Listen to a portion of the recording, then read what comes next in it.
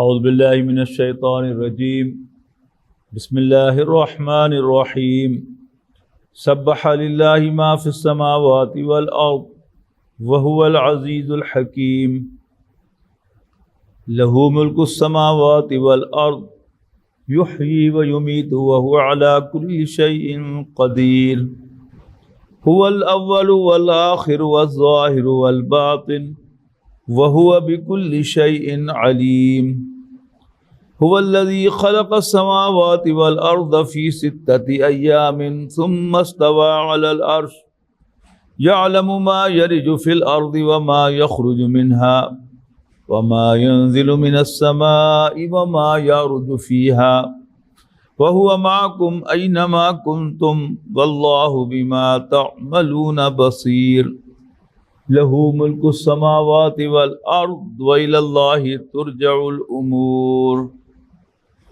یولج اللیل فی النہار ویولج النہار فی اللیل وہو علیم بذات الصدور۔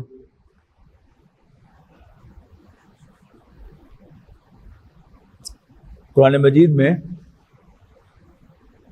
مکی صورتوں کا ایک سلسلہ ہم نے پچھلے ہفتے مکمل کیا تھا، اور آج سے ہم قرآن مجید کی صورتوں کا ایک اور سپیل شروع کر رہے ہیں، اور یہ 10 صورتوں پر مشتمل ہے۔ قرآن مجید میں اگرچہ والیوم کے اعتبار سے مکی صورتوں کا سب سے بڑا مجموعہ سورہ یونس سے شروع ہو کر سورہ مومنون تک جاتا ہے، یعنی سورہ توبہ کے بعد سورہ یونس ہے، وہاں سے شروع ہوتا ہے 11ویں پارے سے، اور پھر چلا جاتا ہے وہ 18ویں پارے تک۔ تو سب سے بڑا والیوم جو ہے مکی صورتوں کا وہ تو یہ ہے، لیکن صورتوں کی تعداد کے اعتبار سے قرآن مجید کا سب سے بڑا سیگمنٹ جو ہے وہ یہ ہے جو آج ہم شروع کرنے چلے ہیں۔ اس میں 10 صورتیں ہیں۔ ان صورتوں میں کچھ باتیں مشترک ہیں۔ پہلی بات تو یہ کہ یہ تمام کی تمام صورتیں نبی اکرم صلی اللہ علیہ وسلم پر 5 ہجری کے بعد نازل ہوئی، یعنی نبی اکرم صلی اللہ علیہ وسلم کا مدینہ منورہ میں جو سٹے ہے اس کا سیکنڈ ہاف، پہلا ہاف نہیں، اس کے سیکنڈ ہاف میں یہ صورتیں نازل ہوئی۔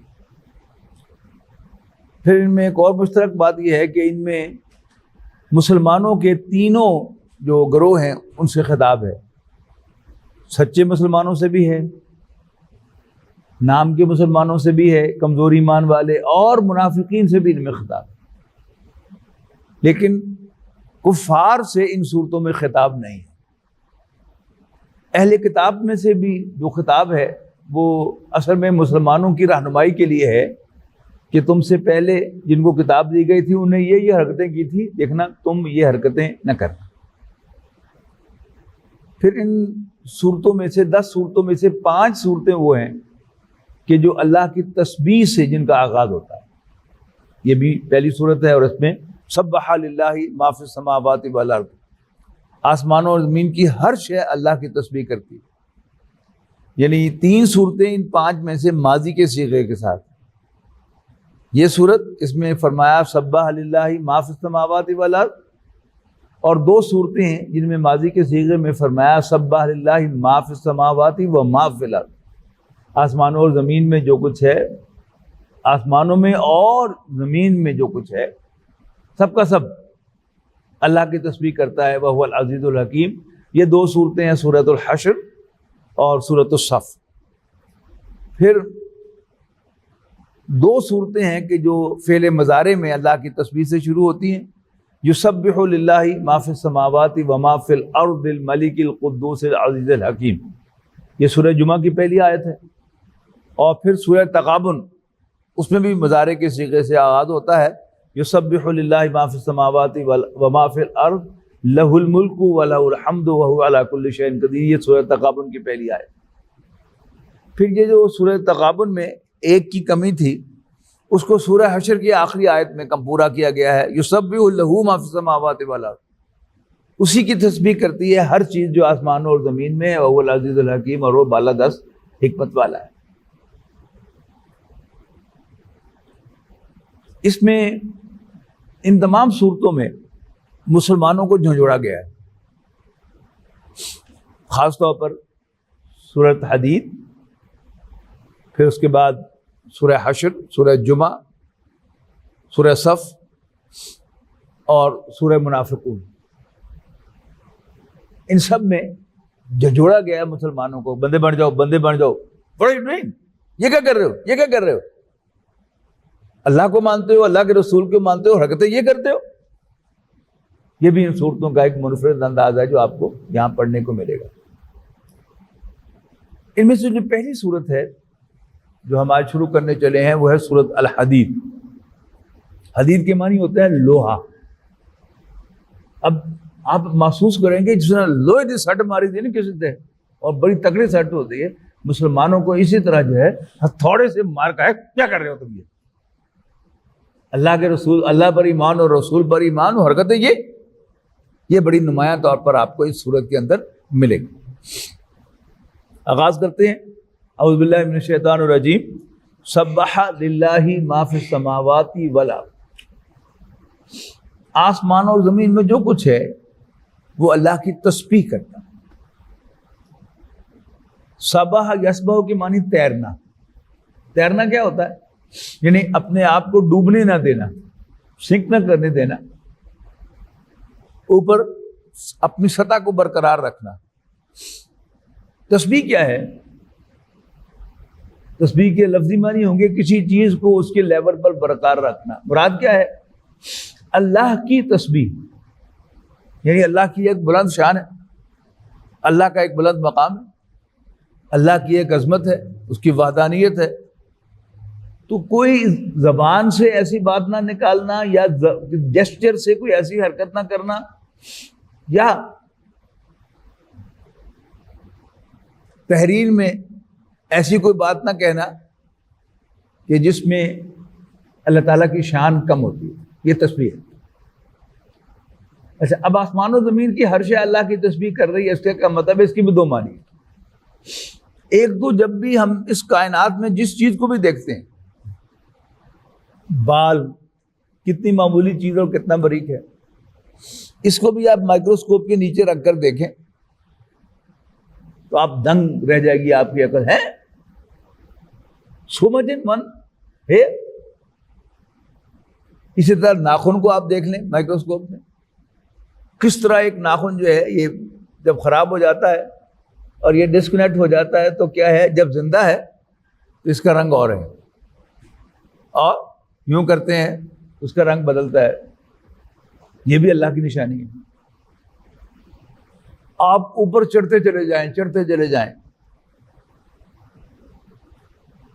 اول تو ایک ہاتھ سے اوپر ہم جا نہیں سکتے، پھر ہم نے ایسے گیجٹس بنائے، ایسے آلات بنائے جن کی ہم فاصلہ ناپ سکیں.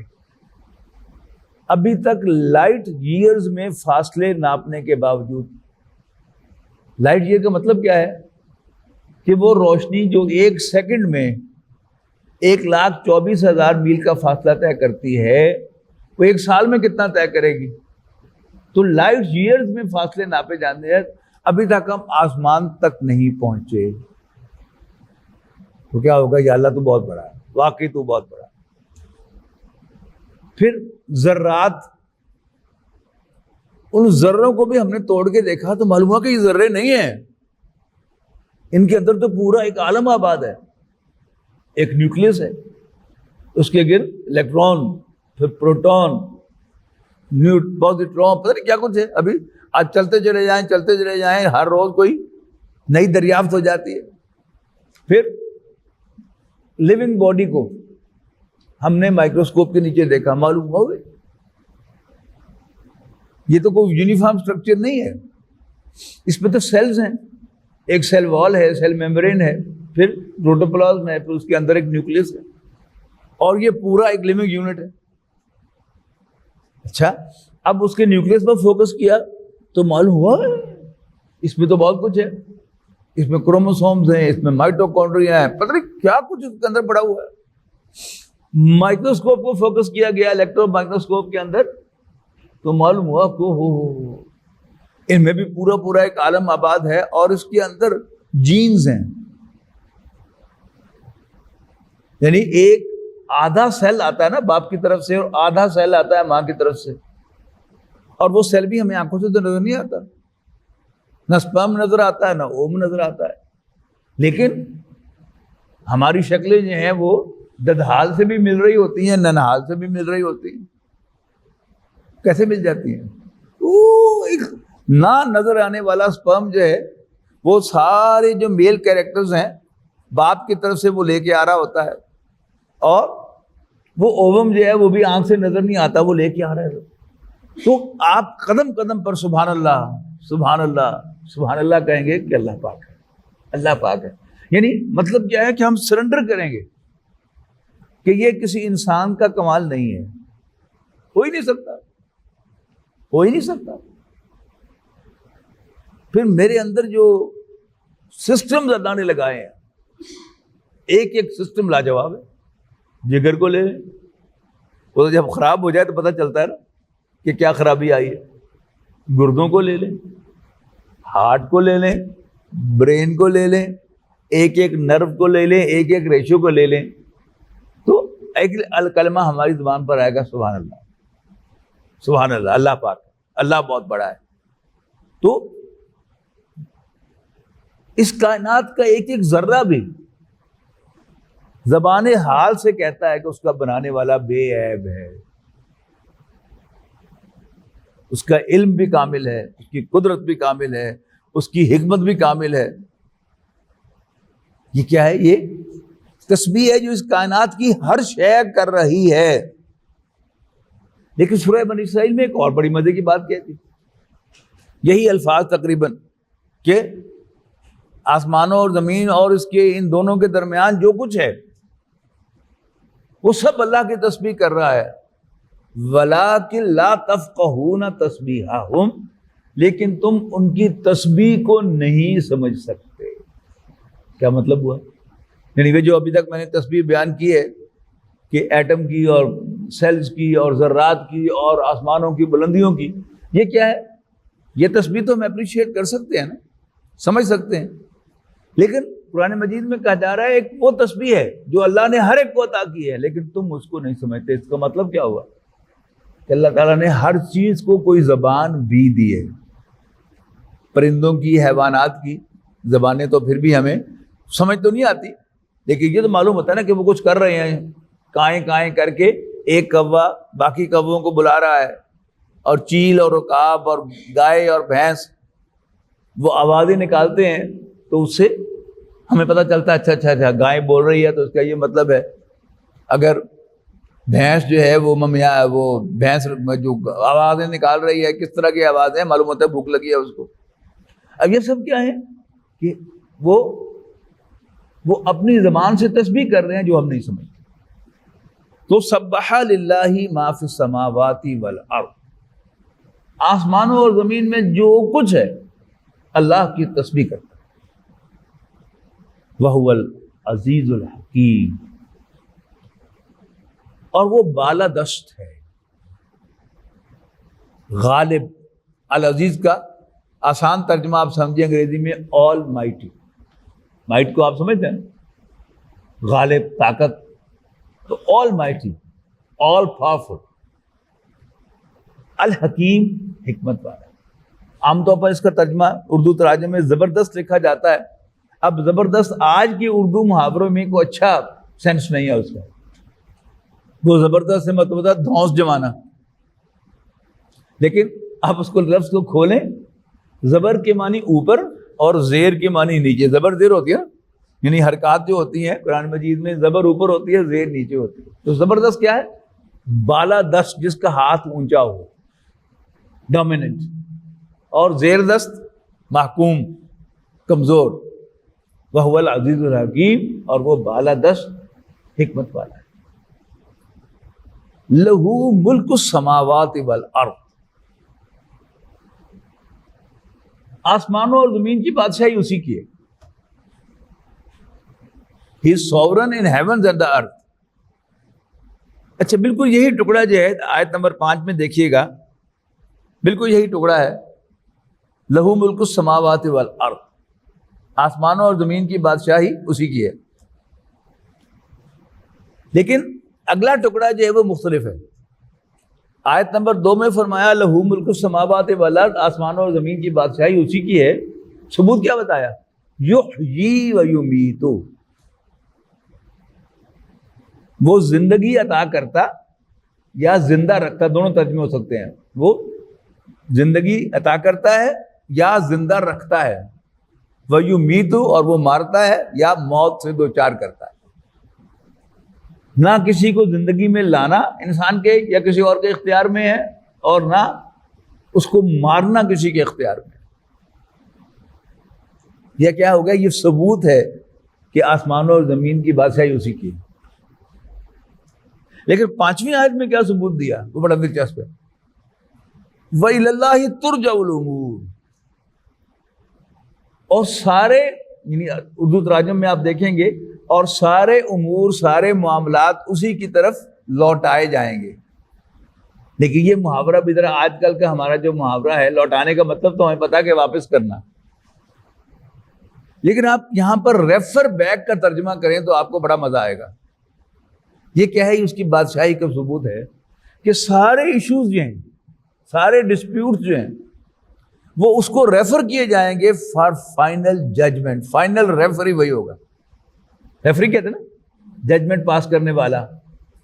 تو سارے معاملات اسی کی طرف لوٹائے جائیں گے، ریفر کیے جائیں گے، تاکہ وہ ان کے اندر فائنل ریفری، یعنی فائنل جو ہے جو اس کا ججمنٹ جو ہے وہ پاس کرے. تو یہ بھی کیا ہے؟ اس کے سوورن ہونے کی دلیل ہے.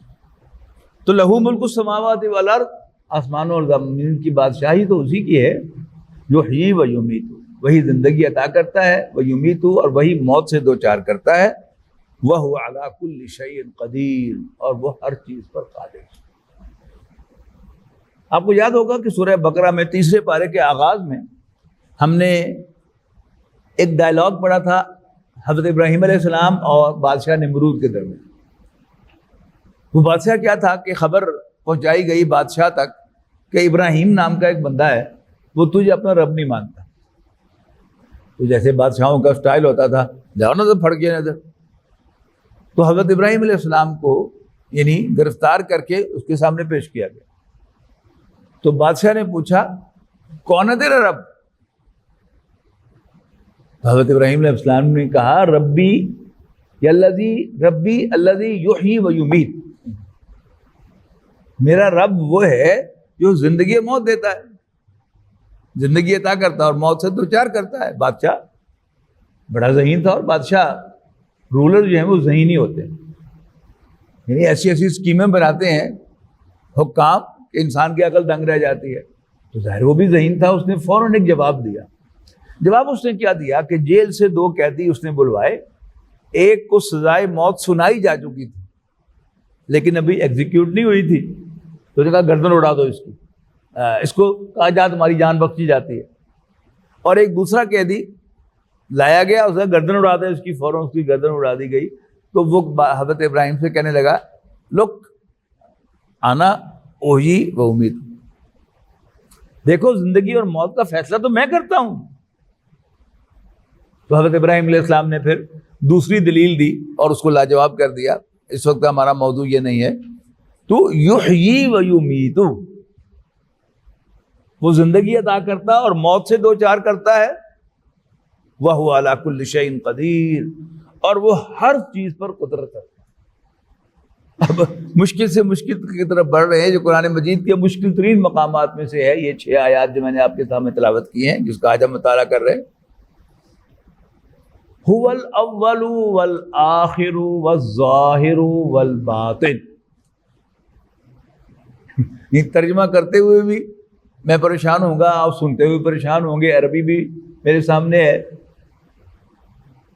وہی اول، وہی آخر، وہی ظاہر اور وہی باطن. ظاہر اوپن، باطن چھپا ہوا. اول پہلا اور آخر آخری، last first. He is the first and the last and evident and hidden. کیا ترجمہ کریں گے اس کا؟ ترجمہ تو کر دیا میں نے، تو سمجھ میں کیا آیا. ایک تو اس کے بارے میں یاد رکھیے گا کہ مفسرین نے اس کو قرآن مجید کا بڑا گہرا اور مشکل مقام قرار دیا ہے۔ نبی اکرم صلی اللہ علیہ وسلم کی جو رات کی مناجات ہیں، جب آپ تہجد کے لیے اٹھتے تھے تو آپ اللہ تعالیٰ سے کچھ مناجات کرتے تھے، اللہ کی حمد کرتے تھے، تسبیح کرتے تھے، اس کے بعد پھر آپ کچھ جملے ادا کرتے تھے اللہ تعالیٰ کے ساتھ ہم کلام ہوتے ہوئے۔ ان میں یہی 4 الفاظ، اللہم انت الاول ولیس قبلک شیء، اے اللہ تو پہلا ہے اور تجھ سے پہلے کوئی نہیں، you are the first and nobody nothing before you, وانت الآخر، اور تو لاسٹ ہے، آخری ہے، ولیس بعدک شیء، تیرے بعد کوئی نہیں۔ تیسرا انت الظاہر، ظاہر بنیادی طور پر کہتے ہیں پیٹھ کو، بیک کو، اور گھوڑے کے پیٹھ پر جو سوار ہوتا ہے وہ کون ہوتا ہے؟ وہ سب کو نظر آ رہا ہوتا ہے، چل تو گھوڑا رہا ہوتا ہے لیکن نمایاں کون ہوتا ہے؟ سوار۔ تو اس سے ظاہر کا ترجمہ ہو گیا اوپر بھی، اور ظاہر کا مطلب ڈومینیٹ کرنے والا۔ انت ظاہر، یہاں تو اوپر کا ترجمہ اس لیے کہ دوسرا سامنے آ رہا ہے۔ اور بطن کہتے ہیں پیٹ کو، یعنی نارمل سوائے انسان کے اور ایک آدھ اور جانور ہیں کہ جو 2 قدموں پر چلتے ہیں، 2 پاؤں پر چلتے ہیں اور سیدھے چلتے ہیں، باقی سب کا پیٹ نیچے ہوتا ہے، تو پیٹھ اوپر ہوتی ہے اور پیٹ نیچے ہوتا ہے، تو ظاہر اوپر اور باطن نیچے۔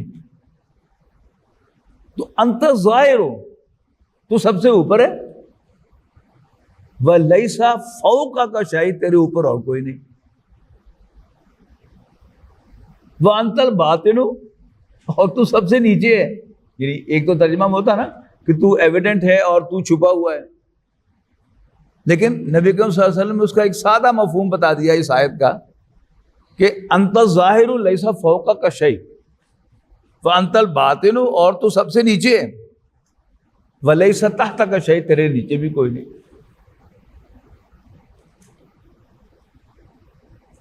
تو یہاں کیا ہو گیا؟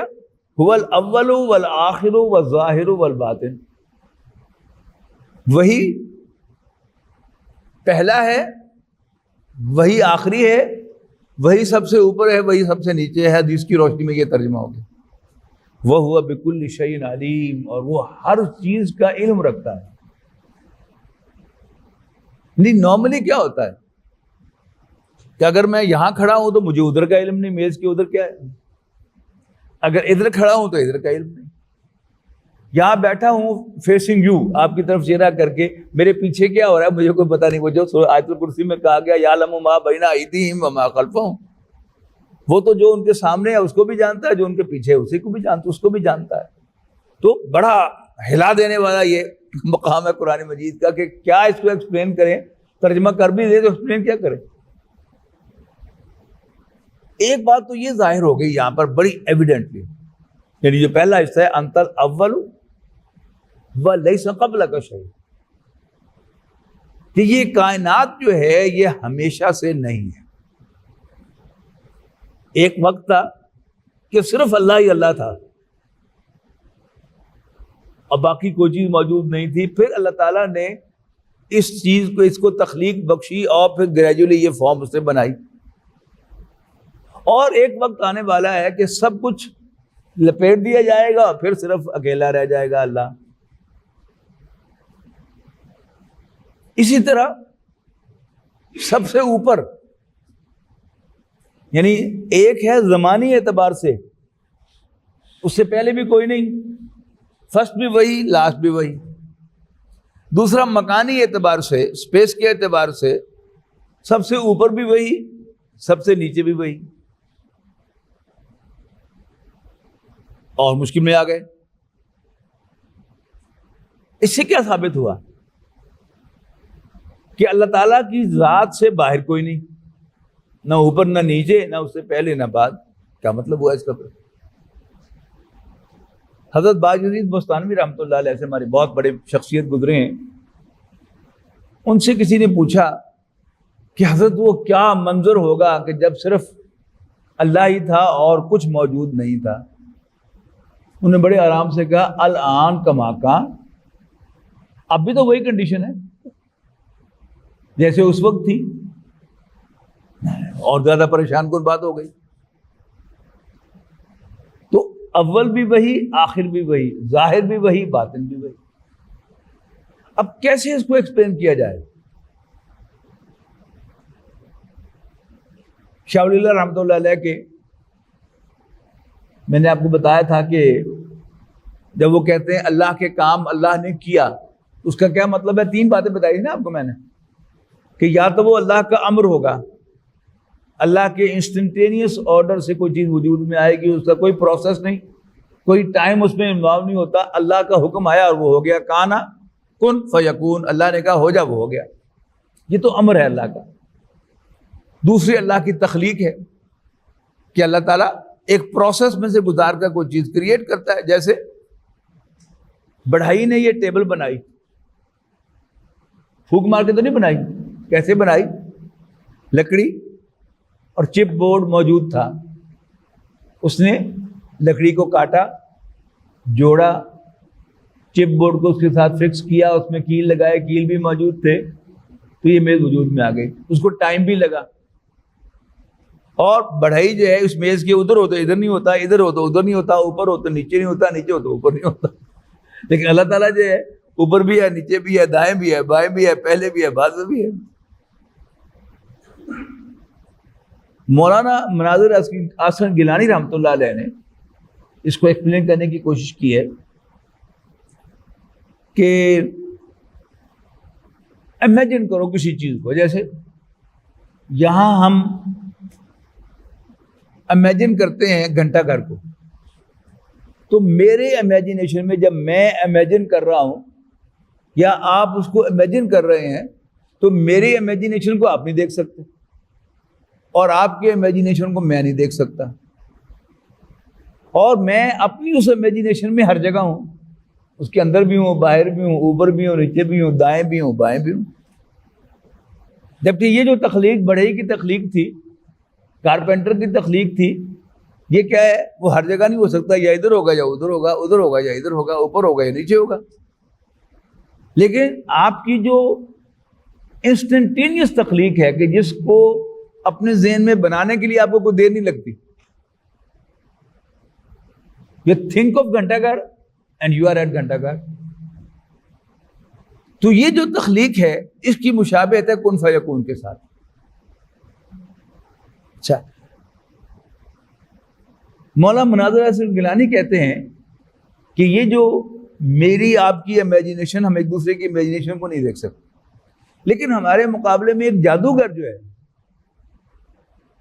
وہ خاص ریاستوں سے ہماری ول پارٹس کو کیپچر کر لیتا ہے. ایک گھنٹہ کا ایک جادوگر جو ہے وہ یہاں ہوگا، وہ ہم کہے گا اور دیکھو گھنٹہ گھر، ہم سب دیکھیں گے جی جی جی جی. حالانکہ گھنٹہ گھر شہر میں پڑا، اٹھا کے یہاں نہیں لے کے آیا، لیکن اس نے اپنی امیجنیشن ہمیں دکھا دی ہے. تو یہ کیا ہے؟ یہ جادوگر کی تخلیق ہے. اب اس کے مقابلے میں اللہ کی تخلیق کا آپ کیا تصور کریں گے کہ وہ نتھنگ کو، جو کچھ نہیں ہے، نہ صرف یہ کہ وہ دکھا سکتا ہے بلکہ اس کو ہم فار آل پریکٹیکل پرپز وہ ریئل بنا کے دکھا سکتا ہے. اس کو آئنسٹائن کے تھیوری آف ریلیٹیوٹی کے ساتھ سمجھیں تو سمجھنا آسان ہو جاتا ہے. تھیوری آف ریلیٹیوٹی کیا ہے؟ Every thing is relative. Nothing is in absolute rest and nothing is in absolute motion. Everything is at relative rest and in relative motion until and unless there is an absolute frame of reference. آپ اپنے کسی عزیز کو سی of کرنے کے لیے فیصل آباد railway station پر گئے اور وہاں ٹرین کھڑی تھی، آپ سامان لے کر اپنے عزیز کے ساتھ اس کے ڈبے میں سوار ہو گئے، اور وہ ڈبہ تھا بالکل ڈپٹی اسٹیشن ماسٹر کے آفس کے بالکل اپوزٹ۔ ٹائم ہو گیا، وسل ہو گئی، اور گاڑی نے موو کرنا شروع کر دیا۔ آپ نے بھی اب دروازے کی طرف جانا شروع کر دیا کہ جو پیچھے، اور آپ مسلسل کھڑکی میں سے دیکھ بھی رہے ہیں، تو آپ گاڑی کے اندر موو کر رہے ہیں، لیکن آپ کھڑکی میں سے دیکھ رہے ہیں وہی ڈپٹی اسٹیشن ماسٹر کا آفس جو ہے وہ آپ کو بالکل سامنے نظر آ رہا ہے۔ یہاں تک کہ آپ اترتے ہیں تو وہیں ڈپٹی اسٹیشن ماسٹر کے سامنے آپ اتر جاتے ہیں۔ سمجھایا کیا گیا اس کی مثال کے ذریعے سے؟ ڈڈ یو موو اور ناٹ؟ نہیں، آپ نے حرکت کی کہ نہیں کی؟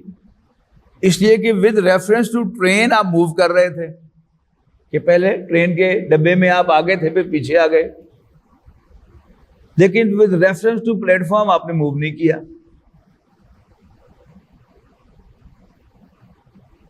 پلیٹ فارم کہاں ہے؟ وہ زمین پر ہے، تو آپ یہ کہہ سکتے ہیں کہ ود ریفرنس ٹو ٹرین آپ نے موو کیا، لیکن ود ریفرنس ٹو ارتھ آپ نے موو نہیں کیا۔ اچھا، اب کیا کیسے کہہ سکتے ہیں کہ آپ نے موو کیا کہ نہیں موو کیا؟ اس لیے کہ زمین خود موو کر رہی ہے، وہ سورج کے گرد بھی موو کر رہی ہے اور اپنے محور کے گرد بھی گھوم رہی ہے۔ تو کنفیوز ہو گیا نا معاملہ۔ آپ نہ یہ کہہ سکتے ہیں کہ واقعی اس نے ہم نے موو کیا، نہ یہ کہہ سکتے ہیں موو نہیں کیا، اس لیے کہ every thing is relative until and unless there is an absolute frame of reference۔ اب یہ کیا ہے کہ اللہ تعالیٰ نے یہ ساری کائنات بنائی ہے، یہ کسی پری ایگزسٹنگ مٹیریل سے نہیں بنائی۔ اللہ کا کن فیکون ہوا، nothing was there, something came into existence۔ پھر اس میں تخلیقی پروسیس شروع ہوا، وہ بگ بینگ ہوا، وہ بلجڑی پٹی اور کئی اس میں سے کرے نکل آئے، اور یہ سارا جو ایسٹرونومی میں اور بایولوجی میں اور جیولوجی میں ہم اسٹڈی کر رہے ہیں کہ سورج ایک بہت بڑا کرہ تھا، پھر اس سے ڈیٹیچ ہو گیا، زمین ڈیٹیچ ہو گئی، پھر علیحدہ ہو گئی، پھر ٹھنڈی ہوئی، گرم ہوئی، وہ ساری چیزیں آپ وہاں سے پڑھ سکتے۔ یہ کیا ہے؟ یہ تخلیقی پروسیس ہے جو ایکسپلوریبل بھی ہے، ہم نے ایکسپلور کر لیا نا کہ یہ سارے کرے کیسے بنے اور زمین کیسے بنی، علیحدہ کیسے ہوئی، اور پھر اس میں کیا کیا تبدیلیاں جو ہیں وہ آ رہی ہیں، پھر اس پر لائف کا آغاز ہو گیا، بایولوجی میں آپ انٹر ہو گئے۔ تو یہ سب کیا ہے؟ یہ تبدیلیاں، یہ تخلیقی پروسیس ہے۔ وہ دوسرا جو ہے امر کے بعد تخلیق۔ اچھا، اب سوال یہ ہے کہ کیا ہم ریئل ہیں؟ پھر کوئی ریفرنس نہیں۔ اب جتنا میں ریئل ہوں اتنا یہ ٹیبل بھی ریئل ہے، اتنی یہ چیئر بھی ریئل ہے، اتنا یہ پنکھا بھی ریئل ہے، وہ دیوار بھی ریئل ہے۔ جتنے آپ ریئل ہیں اتنا میں ریئل ہوں۔ لیکن یہ کب تک آپ کہہ سکتے ہیں کہ جب تک ریفرنس ہوئی کہ ایچ ادر ہم بات کر رہے ہیں، لیکن جب تک ایبسولوٹ ریفرنس نہ ہو ہم یہ نہیں کہہ سکتے کہ ہم ایگزسٹ کرتے ہیں کہ نہیں کرتے۔ یہ ہے وہ اصل مسئلہ کہ ایبسولوٹ جو ایگزسٹنس ہے وہ صرف اللہ تعالیٰ کی ہے۔ ود ریفرنس ٹو اللہ یہ پوری کائنات جو ہے وہ ریلیٹو ہے، ایبسولوٹ نہیں۔ وہ جو باجزید بستانوی رحمۃ اللہ نے کہا الان کما کان، ابھی تو ویسے ہی ہے جیسے اس وقت تھا، اب بھی اصل موجود تو اللہ کی ذات ہی ہے، باقی یہ سب کچھ جو ہے وہ جیسے جادوگر جو ہے وہ بغیر گھنٹہ گھر کو یہاں لائے ہمیں وہ گھنٹہ گھر دکھا دیتا ہے، تو کیا اللہ تعالیٰ کی تخلیق کی اتنی پار نہیں ہے کہ وہ چیز کے جس کا کوئی وجود ہی نہیں ہے وہ ہمیں دکھا دے، اور ایسے دکھائے کہ فار آل پریکٹیکل پرپز وہ ریئل ہو۔ اچھا، اس کو کنفیوز کیا گیا ہے ایک اور تصور کے ساتھ، وہ کیا ہے؟ وہ پینتھیسٹک تصور ہے، یعنی اس کو بھی وحدت وجود کہتے ہیں کہ وجود صرف ایک ہے۔ پینتھیسٹک تصور کیا ہے کہ یہ مانا گیا کہ وہ کئی نظریات ہیں، ہندو مت میں یہ سارے شیڈ آپ کو مل جاتے ہیں کہ اللہ باقی نہیں رہا، اللہ نے اس کائنات کی شکل اختیار کر لی، معاذ اللہ یہ شرک ہے، یاد رکھیں۔ جیسے بیج پھٹتا ہے اور اس میں سے ایک ایمبریونک فارم میں جو پودا موجود ہے وہ تب باہر نکلتا ہے، بیج کا وجود ختم ہو گیا اور پودا وجود میں آ گیا. اللہ تعالیٰ کے ساتھ معاملہ یہ نہیں. اللہ پہلے بھی تھا، اب بھی ہے. اس نے اس کائنات کو اپنے وجود میں سے نہیں نکالا، اپنے حکم سے نکالا ہے. زمین و آسمان کا فرق ہے ان دونوں کے درمیان. ایک ہے کہ اللہ کا وجود اس کائنات کی فارم اختیار کر گیا. نو، اللہ کے حکم سے، اس کے کلمہ کن سے یہ کائنات وجود میں آئی. اور اصل وجود وہ صرف اللہ کا وجود ہے. یہ ایک تصور ہے، اور یہاں وہی بیان ہو رہا معلوم ہوتا ہے. اور دوسرا تصور کیا ہے کہ اللہ نے اس کائنات کی شکل اختیار کر لی. پھر اسی میں ایک تصور ہے کہ مادہ بھی قدیم ہے، اللہ بھی، خدا بھی قدیم ہے، اور ان دونوں کے ملاپ سے یہ کائنات وجود میں آئی. جیسے پانی میں آپ چینی ملا لیتے ہیں تو اس کے ہر قطرے میں پانی بھی ہے، چینی بھی ہے، دونوں کو آپ علیحدہ نہیں کر سکتے. تو اس اللہ تعالیٰ اس کائنات میں حل ہو گیا، معاذ اللہ. یہ بھی شرک ہے. تو اللہ تعالیٰ کے ساتھ ذاتی تعلق کسی چیز کا نہیں. یہ کائنات، اس کی ہر چیز اللہ کے حکم سے وجود میں آئی ہے. باقی اس نے جہاں چاہا، کچھ نہیں تھا، سم تھنگ ہی کریٹڈ، اور پھر اس کی فارم بدلتے بدلتے پھر تخلیقی پروسیس شروع ہوا، اور یہ آج اس شکل میں یہ کائنات ہے، اور اس شکل میں آج ہم ہیں. یہ سب کیا ہے؟ یہ تخلیقی پروسیس ہے. اس کو اسٹڈی کرنا ممکن ہے، اس کو ایکسپلور کرنا ممکن ہے، اس کو ڈسکور کرنا ممکن ہے. ڈسکور کا لفظ بتا رہا ہے، منہ سے بول رہا ہے. یہ کیا ہے کہ ڈھکی ہوئی تھی، چل تو رہی تھی کائنات. یعنی نیوٹن نے لا آف گریویٹیشنل فورس دیا کہ کشش ثقل ہوتی ہے، زمین ہر چیز کو اپنی طرف کھینچتی ہے. تو یہ کشش ثقل نہیں بنائی نیوٹن نے، یہ کشش ثقل تو ہمیشہ سے زمین پر موجود تھی. اس نے اس کو اسٹڈی کیا اور لا بتا دیا، بتایا اس نے ہے، لیکن ہے تو پہلے سے نا. اسی طرح جو چیز ساکن ہے وہ ساکن رہے گی، متحرک ہے متحرک رہے گی. اس کا فرسٹ لا آف موشن جو ہے اس نے بنایا نہیں یہ قانون، اس نے بیان کیا، چل تو پہلے سے رہا تھا. تو یہ قوانین بنائے کس نے تھے؟ اللہ نے تھے. لیکن انسان اس کو اسٹڈی کر سکتا ہے. اور یہ ساری جو سائنسز وجود میں آئی ہیں، انجینئرنگ جو بنی ہے اور میڈیسن جو بنی ہے، جو سرجری موجود ہے بنی ہے، وہ کیا ہے؟ ہم نے اللہ کے نظام کو اسٹڈی کیا سب سے پہلے. اچھا، آنکھ کو چیر کر دیکھا ہم نے، معلوم ہوا وہ اس میں تو آنکھ کے سامنے ایک چھوٹا سا سوراخ ہے، اس کے پیچھے ایک لینس لگا ہوا ہے، اور پھر اس لینس میں سے ہو کر عکس بنتا ہے پیچھے ریٹنا پر، اور پھر وہاں سے نروز کے ذریعے وہ جاتا ہے برین پر. برین اس کو پروسیس کرتا ہے، اور پھر ہمیں وہ پکچر فیل ہوتی ہے. اچھا، وہ فیلنگ بھی میری آپ کی مختلف نہیں ہوتی. اب اس کو اسٹڈی کیا تو کیا بنایا ہم نے؟ کیمرہ بنایا. اسی کو اسٹڈی کیا تو ہم نے کمپیوٹر بنایا. کمپیوٹر کیا ہے؟ برین ہی ہے نا. یعنی برین کو کاپی کیا ہم نے کمپیوٹر میں. جیسے برین جو ہے وہ پروسیس کرتا ہے چیزوں کو، اور پھر ہمیں آرڈرز بھی دیتا ہے اور ریسیو بھی کرتا ہے، وہ سارا کچھ جو ہے وہ کر رہا ہے. تو ہم نے بنائی. یہ ساری ایجادات ہماری ڈسکوریز اور ہماری انوینشنز، یہ دونوں کیا ہیں؟ وہ اللہ تعالیٰ کے اس نظام کو اسٹڈی کر کے ہم نے بنائی. لیکن اللہ جب ریفرنس اللہ تعالیٰ ہوگا، اس پوری کائنات کا نہ میرا، نہ آپ کا، نہ زمین کا، نہ آسمان کا، نہ سورج کا، نہ چاند کا کوئی وجود نہیں. لیکن جب ہم ریفرنس ایک دوسرے کا رکھ لیتے ہیں تو سارے ایکولی ریئل ہیں، سب کا ایک وجود ہے، لیکن اللہ تعالیٰ کے مقابلے میں کسی کا کوئی وجود نہیں. اچھا، اب اللہ تعالیٰ جو ہے وہ اگر اس کی یہ حیثیت ہے کہ اس نے کن فیکون سے یہ کائنات بنائی ہے، تو پھر اللہ ہر جگہ موجود ہے، آگے بھی پیچھے بھی، اوپر بھی نیچے بھی. اسی لیے فرمایا کہ یہ کہنے کے بعد هو الاول والآخر والظاہر والباطن وهو بكل شيء علیم، اور وہ ہر بات کا علم رکھتا ہے. هو الذی خلق السماوات والارض فی ستۃ ایام. اب یہ تخلیق کا ذکر ہو رہا ہے، یاد رکھیے گا. یعنی اس کائنات کی ایگزسٹنس کا ذکر نہیں ہے، تخلیق. میں نے کہا نا کہ اللہ نے سم تھنگ ہی کریٹڈ، اس کے بعد پھر بگ بینگ ہوا اور پھر اس میں سے ہوا. ممکن ہے یہ ہم نے ابھی غلط سمجھا ہو، لیکن کیونکہ وہ تخلیق کا پروسیس ہے، ڈیفینیٹلی اس میں ٹائم بھی لگا، پروسیس بھی ہوگا. آج ہم غلط سمجھے ہیں تو کل کو شاید صحیح سمجھ لیں.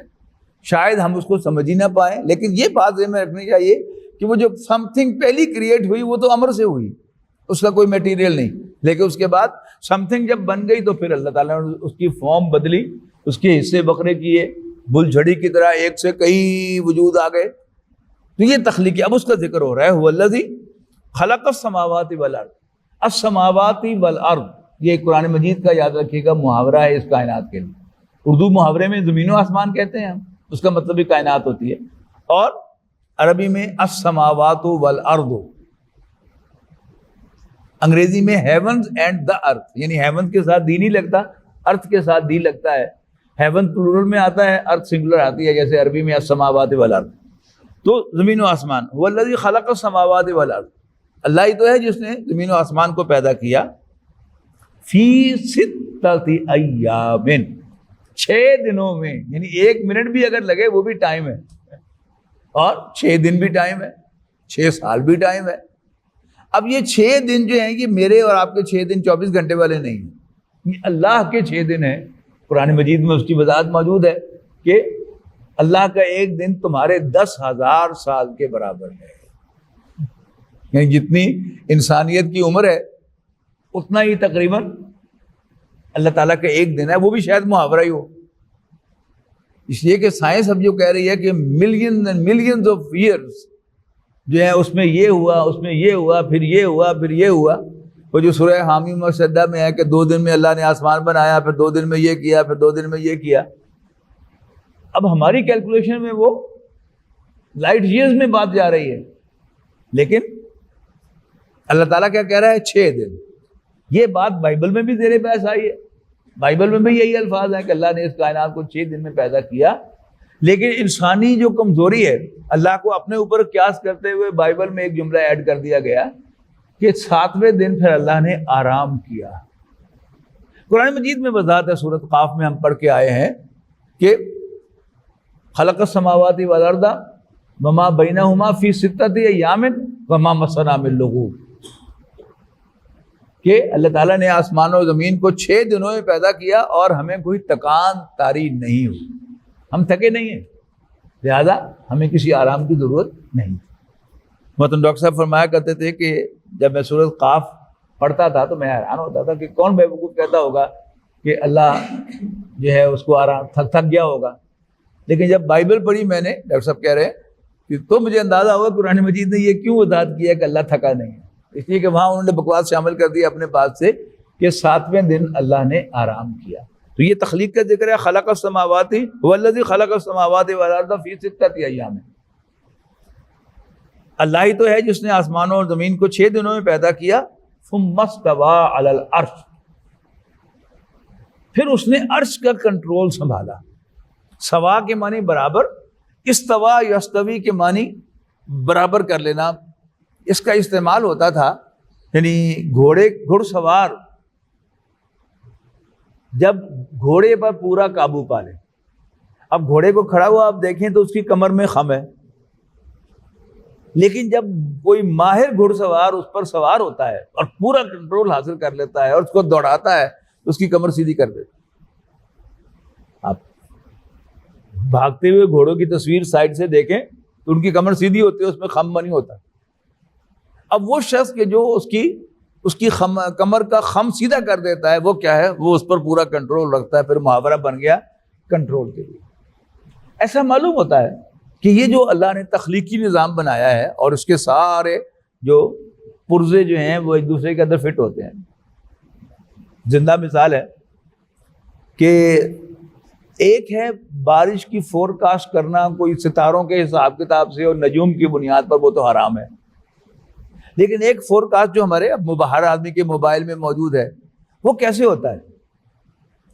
وہ ہواؤں کا رخ معلوم کر کے، ہواؤں کی یعنی رفتار معلوم کر کے بتاتے ہیں نا کہ ہوائیں ادھر سے ادھر آئیں گی، پھر اس سے ایسے چلیں گی. اب ان کو سب کو انہوں نے ان کی پریکٹس سے کنکلوژن نکالے ہوئے ہیں کہ اگر اس طرح کی ہوا ہو تو پھر اس کا مطلب یہ ہوتا ہے کہ یہاں پر بارش ہوگی، اس طرح کی ہو تو وہاں اس کا مطلب ہے کہ آندھی چلے گی، اس طرح کی ہوا ہو تو اس کا مطلب ہے یالہ باری ہوگی.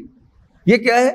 یعنی وہ جو کائنات کا یہ نظام چل رہا ہے، ان کو حکم تو پیچھے اللہ ہی کا چل رہا ہے، وہ کیسے چلتا ہے اس کو بھی سمجھ لیں کہ آج صبح آپ 5 بجے اٹھے فجر کی نماز کے لیے، یا اس سے پہلے اٹھے اور باجماعت فجر کی نماز پڑھی، اور اب پون بج گیا ہے، کتنے گھنٹے ہو گئے؟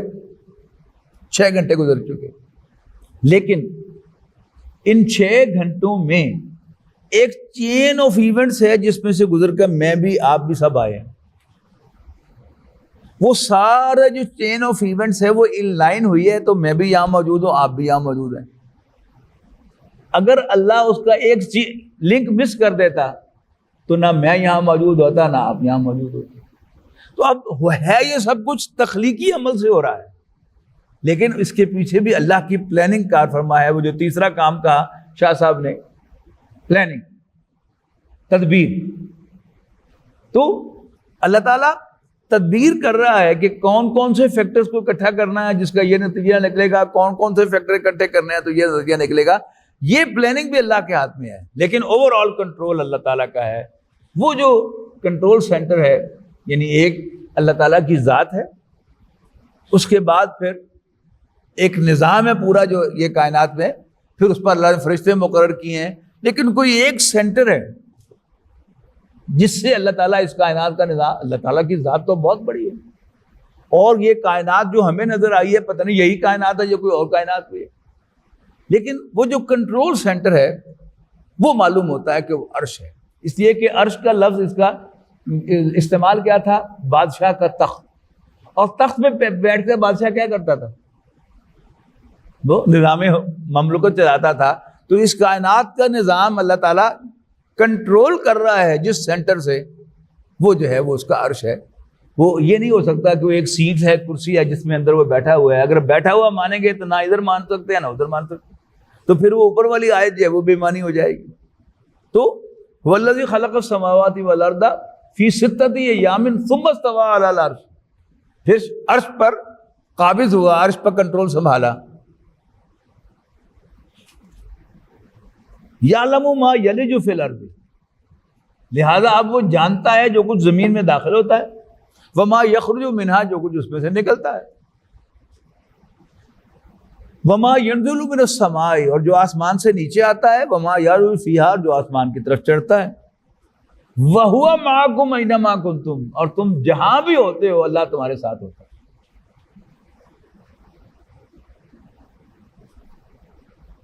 واللہ بما تعملون بصیر، اور جو کچھ بھی تم کر رہے ہو اللہ تعالیٰ اس کو دیکھ رہا ہے.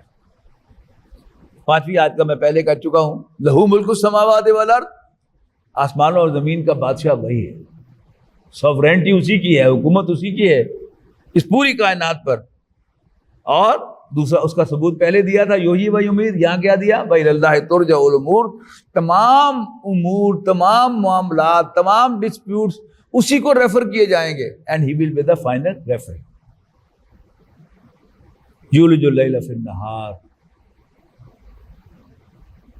رات کو دن میں داخل کرتا ہے، وَیُولِجُ النَّہَارَ فِی اللیل، اور دن کو رات میں داخل کرتا ہے.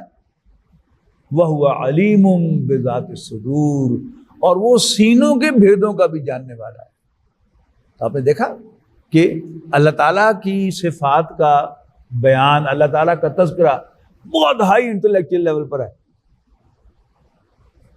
اچھا، اب اگر آج کا درس آپ کی سمجھ میں نہ آئے تو کوئی پریشانی کی بات نہیں ہے، آپ بالکل سادہ مسلمان بنے اگر آپ کا یہ ذوق نہیں ہے. لیکن اگر پہلے سے آپ کے ذہن میں یہ سوالات تھے تو پھر آج آپ کو بہت سے سوالوں کا جواب مل گیا. لیکن ہر آدمی جو ہے وہ ہر قسم کا ذوق نہیں رکھتا. ایک بڑھیا آئی نبی اکرم صلی اللہ علیہ وسلم کے پاس کہ یا رسول اللہ میرا رب کہاں ہے؟ تو آپ نے آسمان کی طرف اشارہ کر دیا. ایک دورہ ترجمہ قرآن میں رمضان کے اندر میں نے یہ بیان کیا تو ایک نوجوان، بڑے سالے نوجوان تھے، تو پی ایچ ڈی کر لیا انہوں نے بزنس ایڈمنسٹریشن میں. تو وہ معتکف تھے، مجھے کہنے لگے اگلے روز، ڈاکٹر صاحب کے چکرانچ پہ گئے تسی، اور یہی حدیث سنائی کہ ایک بڑھیا نے آ کے حضور صلی اللہ علیہ وسلم سے پوچھا کہ میرا رب کہاں ہے، تو آپ نے آسمان کی طرف اشارہ کیا. تو میں نے کہا یہ آسمان کہاں ہے؟ آسمان تو آل اراؤنڈ ہے، یعنی کیلیفورنیا کا آسمان ہمارے پاؤں کے نیچے ہے. زمین گول ہے نا. یعنی اس وقت 12:50 ہوئے ہیں پاکستان میں دن کے, تو کیلیفورنیا میں رات کے 12:50 ہے. جو زمین گول ہے اور اس کے آل اراؤنڈ آسمان ہے, تو پھر کیلیفورنیا کا آسمان تو ہمارے نیچے ہے. لیکن یہ ان لوگوں کے کوشچنز ہیں کہ جو ان باتوں پر سوچتے ہیں. اگر آپ نے کبھی نہیں سوچا تو forget about it. آج کا درس آپ بھلا دیں اپنے ذہن سے. لیکن اگر آپ پہلے سے ان معاملات پر سوچتے ہیں تو ٹھیک ہے پھر انشاءاللہ. میں نے اپنی سی کوشش کی ہے. I'm not a high intellectual person, کو بہت زیادہ ہین ہونے کا مجھے دعویٰ بھی نہیں ہے. تو ڈاکٹر سار صاحب رحمہ اللہ سے یہ چیزیں پڑھی, سمجھ میں آئیں تو میں نے آپ کے سامنے بیان کر دی ہیں. لیکن اگر آپ کے ذہن میں یہ سوالات نہیں ہیں, آپ ان کے لیے پریشان نہیں ہیں, تو اب بناوٹی طور پر پریشان ہونے کی ضرورت نہیں ہے. Just forget about it. بارک اللہ لی ولکم فی القرآن العظیم ونفعنی وإیاکم بالآیات والذکر الحکیم. بہت شکریہ.